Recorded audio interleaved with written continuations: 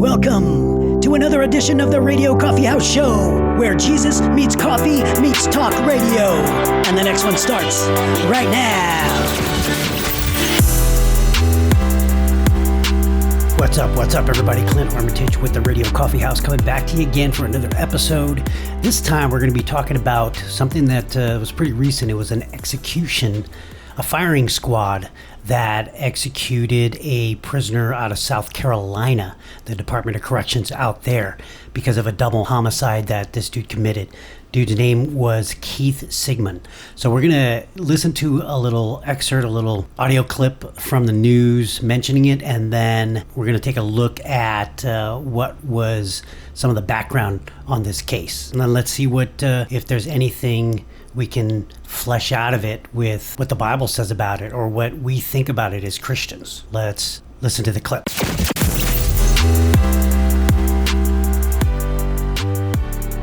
Prison officials in South Carolina tonight are making history on death row, using 3 executioners with rifles, firing from 15 feet away at the same time to shoot this double murderer in the heart. 67-year-old Brad Sigmon chose to die this way over the electric chair and lethal injection after a number of executions using injections have gone wrong. States have had trouble getting the right chemicals, and prison officials in the death chamber have struggled using needles and finding veins. Sigmon's attorney says a firing squad felt more humane. Knowing that the bullets are going to break the bones in his chest and destroy his heart, or risk a 20-minute long execution strapped to a gurney with your lungs filling with blood and fluid. Now, this is an impossible choice. Across America, nearly 24 states have a death penalty, and most of them are still by lethal injection. But now 5 states allow firing squads. In Idaho last year, they tried 8 times to kill this serial killer by lethal injection and failed. On Wednesday, lawmakers in response passed a bill to make a firing squad the state's primary death penalty. In South Carolina tonight, Brad Sigmon's ex-girlfriend told USA Today to remember her parents, who he beat to death with a baseball bat, saying that I didn't get to see them grow old. Executions by lethal injection can sometimes take hours. By comparison, a firing squad is just minutes. It's America's oldest method of state execution, some would say more efficient. And late word from South Carolina tonight, this death sentence has been carried out. The first time a prisoner in America has been killed by firing squad in the last 15 years. Okay, let's talk about it.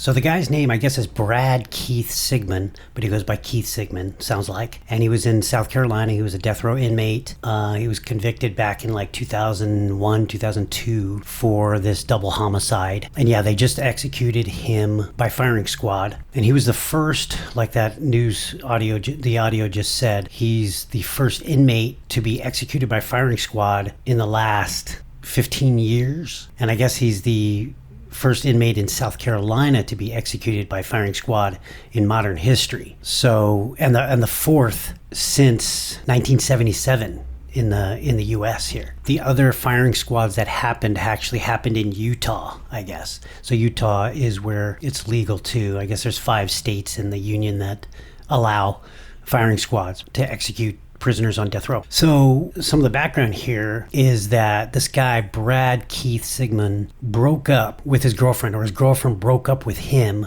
after about 5 years of being together. And then he kind of just snapped and ended up killing her parents, David and Gladys Lark. They were in their home because I guess him and his girlfriend were living together, and then she broke up with him, moved in with her parents, and then he went to their home and then took a baseball bat to both of them and basically killed them both by bludgeoning them with a baseball bat. And then he kidnapped her, the girlfriend, and then she escaped. Like, she jumped out of a moving car, and he said he was actually planning to kill her. That was his testimony to detectives back then. So he was going to kill her, but she actually survived because she jumped out of a moving vehicle when he had kidnapped her. Back in 2001, I guess he did plead guilty. He said, quote, "I have no excuse for what I did. It's my fault. I'm not trying to blame anybody else for it. I'm sorry," is what he was saying back then. And his ex-girlfriend, Rebecca Armstrong, recently said that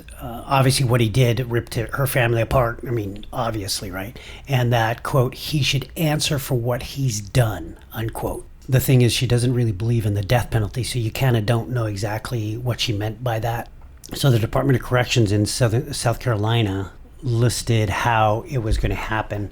The inmate's going to sit restrained in a metal chair in the corner of a room, shared with the electric chair. I guess the electric chair can't be moved, so they reinforced this area where the electric chair is and made it possible that a firing squad can actually utilize it as well. So they obviously did some ballistic additions to that room. And they said there will be 3 members of the firing squad team, a voluntary team. They're going to stand behind a wall with loaded rifles 15 feet from the inmate. The wall would have openings where they can fire from that won't be visible from the witness room. The inmate's going to be strapped into a chair. A hood's going to be placed over his head. A small aim point or target will be placed over his heart by a member of the execution team. And after the warden reads the execution order, the team's going to fire. And then after the shots, the doctor will examine the inmate. After the inmate is declared dead, the curtain will be drawn and witnesses escorted out. So that's how the whole plan went for the execution. Again, the last inmate in the U.S. to be killed by firing squad was in Utah, I guess in 2010. And there were only a couple others after that, before that, 1977, 1996. So he was executed at 6:08 p.m. and the second death row inmate that was executed in that state of South Carolina this year, 67 years old, at the Broad River Correctional Institution. So this was his statement, quote, "I want my closing statement to be one of love and a calling to my fellow Christians to help us end the death penalty. An eye for an eye was used as justification to the jury for seeking the death penalty. At that time, I was too ignorant to know how wrong that was. Why? Because we no longer live under the Old Testament law, but now live under the New Testament." Okay, so I want to talk about a couple things. One is the correctional officers, the correctional staff that volunteered. Think about being put in that position.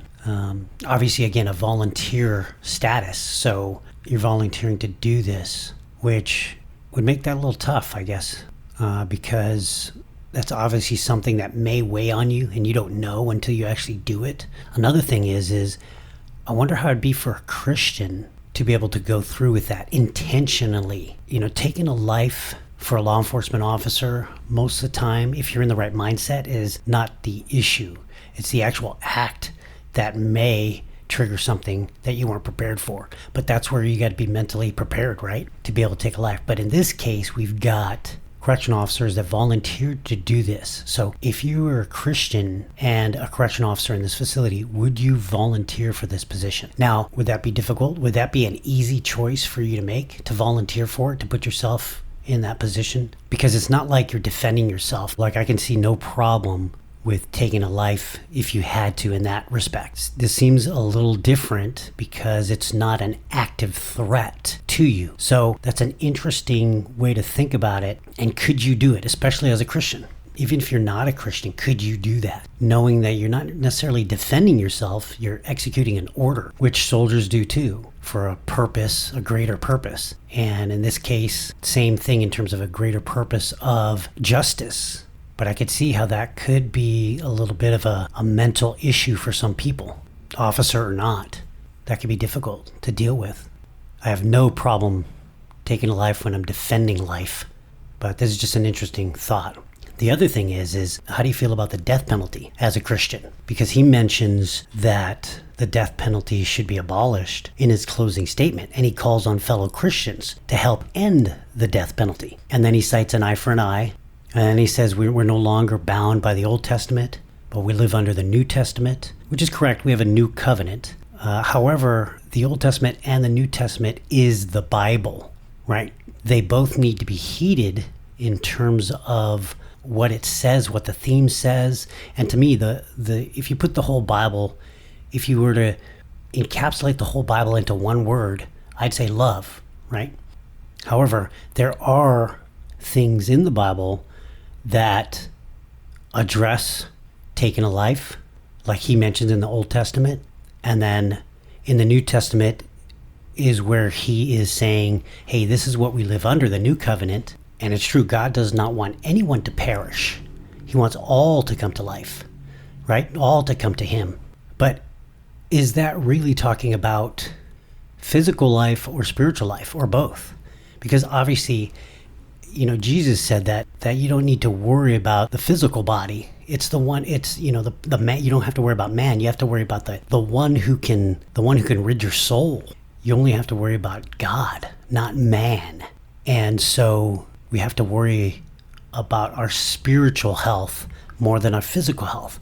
That's pretty clear in the Bible. Your spiritual health is more important than your physical health. Also, there's verses in the Bible that talk about being subjected to the government. And so if you commit this crime on earth, you have to subject yourself to the government. Well, if you are in a society, a state, a country that uses the death penalty, you are subject to that. So it's a difficult thing, right, to really get a grasp on. And some people are staunch about one way or the other. Some people say, no death penalty. And others say, no, death penalty is fine. And in both cases, it's still referencing our physical, not necessarily the spiritual. The Bible also talks about, I think it's in Jude, like verse 23 or something, where it talks about some people need to be saved by getting scared, getting pulled out of the fire with fear.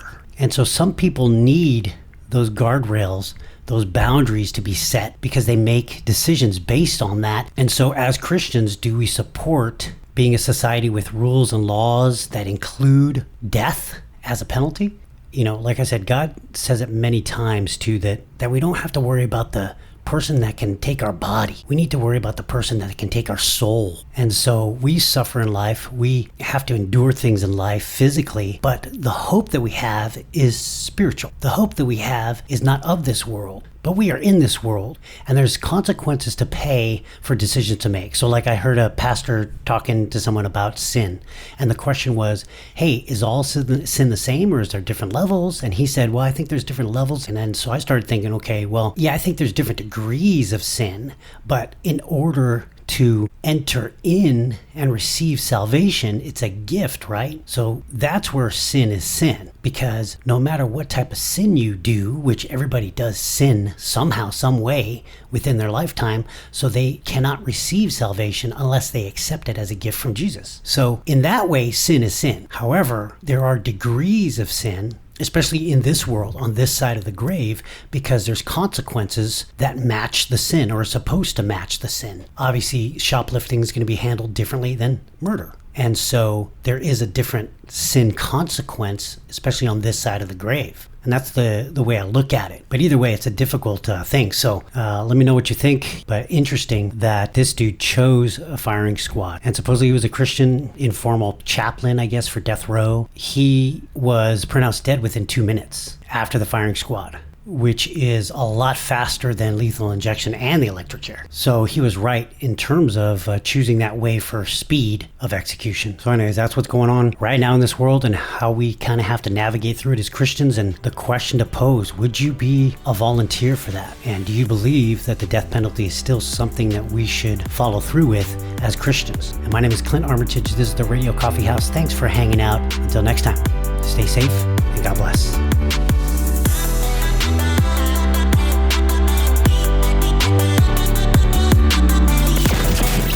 Thanks for joining us for another episode of the Radio Coffee House Show, where we're all about Jesus, coffee, and radio. We'll see you next time.